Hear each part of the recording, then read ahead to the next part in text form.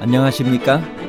인생의 복잡한 문제들을 말씀으로 단칼에 해결해주는 김종근 목사의 쾌도 남마입니다.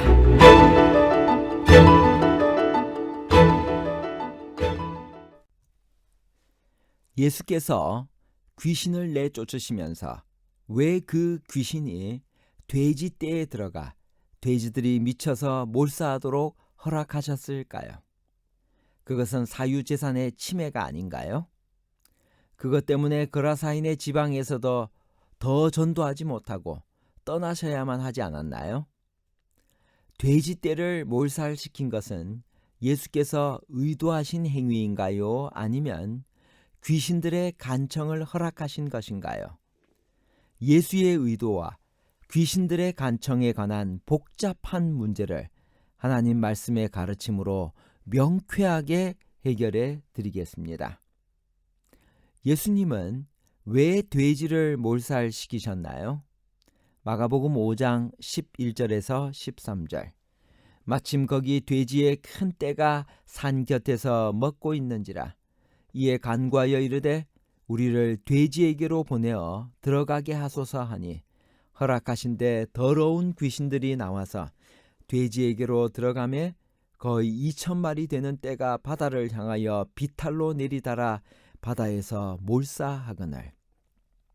예수께서 거라사인의 지방에 가셨을 때 귀신 들린 자 둘이 무덤 사이에서 나와 예수님 일행에게 덤벼들었습니다.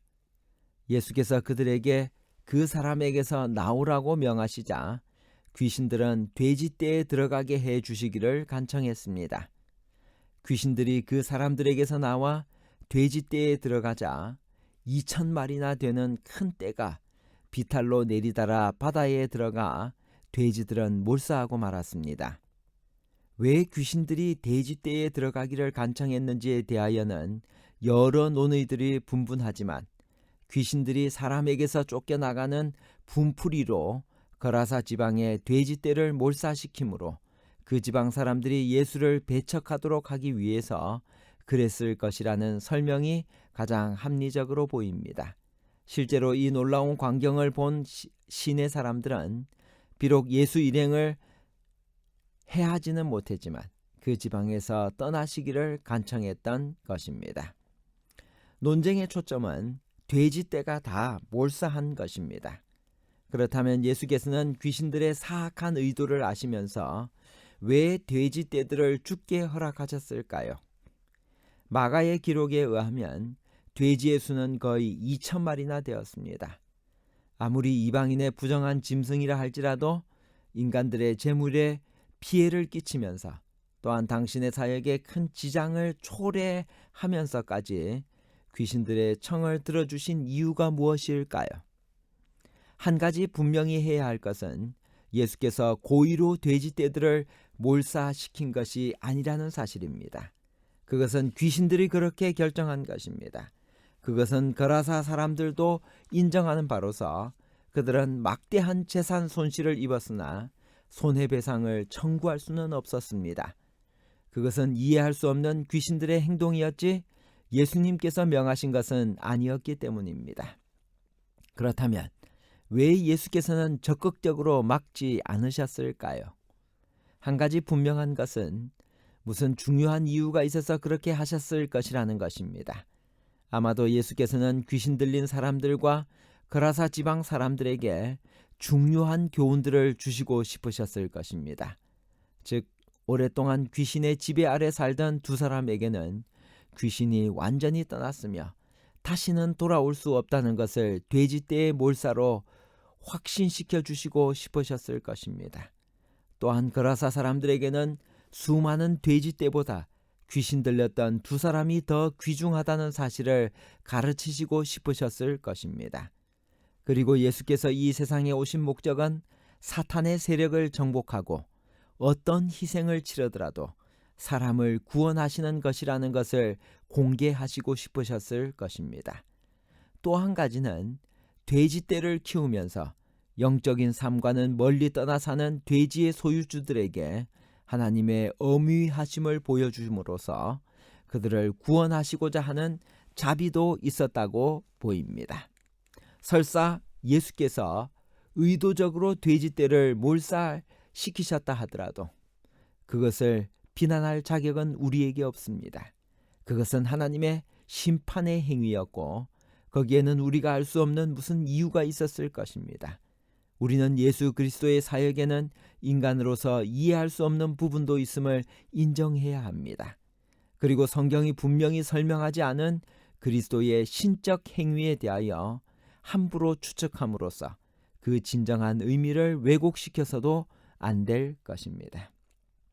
여기서 중요한 것 중에 한 가지는 인간을 향한 예수님과 거라사 사람들의 태도의 차이입니다. 거라사 사람들은 비참하게 살던 두 사람이 완전히 회복되어 고귀한 인간이 되었다는 사실에는 별 관심이 없었습니다. 단지 자기들의 손실만 크게 보였습니다. 그들은 그 무서운 주님의 심판의 행위로 큰 두려움에 사로잡혀 감히 포악한 짓은 하지 못했지만 예수께서 그 지방을 즉시 떠나달라고 요청했습니다. 그러나 예수께서는 비록 그 지방을 떠나게 되어 더 많은 일을 못하게 된다 할지라도 두 사람이 가지고 있는 인간으로서의 존엄성을 2,000마리의 돼지 떼들보다도 더 소중히 여기셨으며 짐승처럼 비참하게 떨어져 버린 한 영혼의 가치를 귀중하게 여기시고 그들이 다시 하나님의 형상을 회복하여 건강한 사람으로서 살아가도록 최선을 다하셨습니다. 예수께서 의도적으로 돼지떼를 몰살시키지는 않으셨습니다.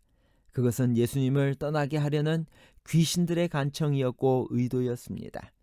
그 지방을 떠나는 것을 감수하시면서 그것을 허용하신 예수님의 뜻은 우리가 완전히 이해할 수는 없지만 몇 가지 추측할 수는 있습니다. 먼저 평생을 귀신에게 눌려온 두 사람에게 돼지떼가 몰사하는 굉장한 장면을 보여줌으로써 이에 귀신들은 영원히 떠났으며 다시는 괴롭힐 수 없다는 것을 확신시켜 주셨습니다.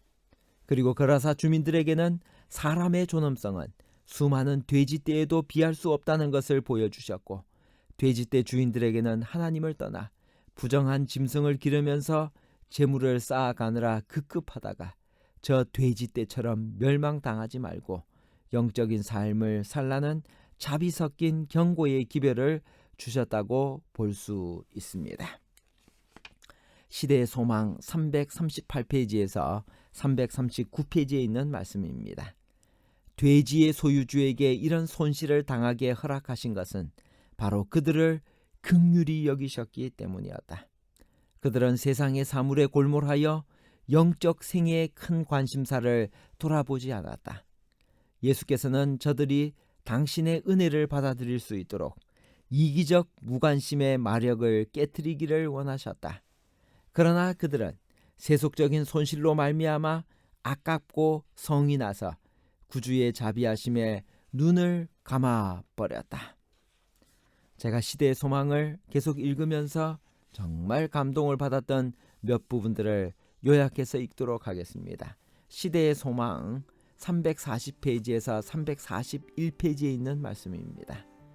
고침을 받은 두 광인은 그리스도께서 데가볼리 지방에 복음을 전하라고 보내신 최초의 선교사들이었다. 겨우 잠깐 동안 이 사람들은 그리스도의 가르침을 들을 특권을 누렸다. 저들은 예수의 설교를 한 번도 들은 적이 없었다. 그들은 날마다 그리스도와 함께 있었던 제자들이 가르칠 수 있었던 것처럼 사람들을 가르칠 수는 없었다.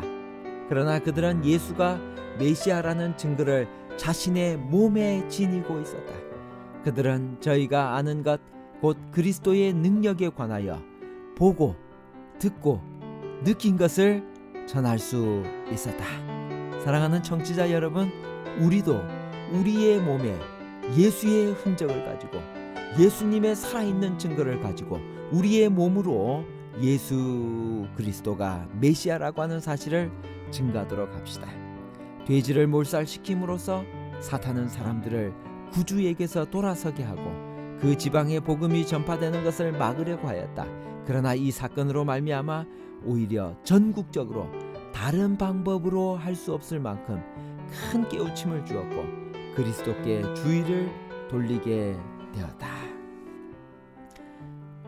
사탄의 도구로 전락되었던 사람들이 지금도 그리스도의 능력을 힘입어 의의 사자로 변화하고 하나님의 아들로 말미암아 주께서 내게 어떻게 큰 일을 행하사 너를 불쌍히 여기신 것을 고하라고 보냄을 받고 있다. 결론입니다. 첫 번째, 돼지떼를 몰살시킨 것은 예수께서 의도하신 행위가 아니라 귀신들의 간청을 허락하신 것입니다. 둘째, 예수께서는 평생을 귀신에게 눌려온 두 사람에게 돼지떼가 몰사하는 굉장한 장면을 보여주심으로써 이에 귀신들은 영원히 떠났으며 다시는 괴롭힐 수 없다는 것을 확신시켜 주셨습니다. 셋째, 예수께서는 거라사 주민들에게는 사람의 존엄성은 수많은 돼지떼에도 비할 수 없다는 것을 보여주셨습니다. 감사합니다.